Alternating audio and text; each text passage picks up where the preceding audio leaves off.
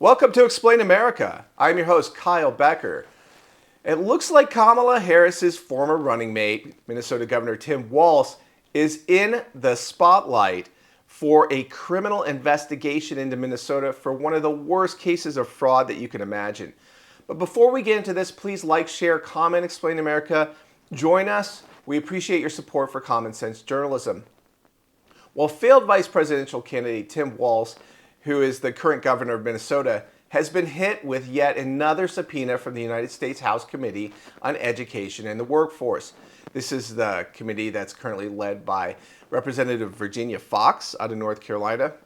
She's leading an investigation into a scandal surrounding Feeding Our Futures. Investigators are saying that the Minnesota Department of Education, which was behind the program during the thick of the pandemic, allowed FOF to allegedly misappropriate a staggering $250 million that was supposed to go towards feeding hungry children. But here's the ridiculous part. Walz is covering it up. He's saying this wasn't malfeasance.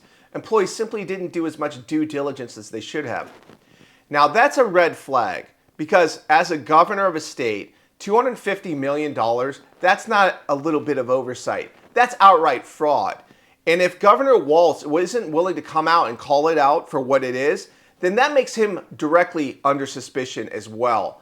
Now, we did see somebody go to jail, it looks like, or they at least pleaded guilty to charges that could get them 20 years in jail.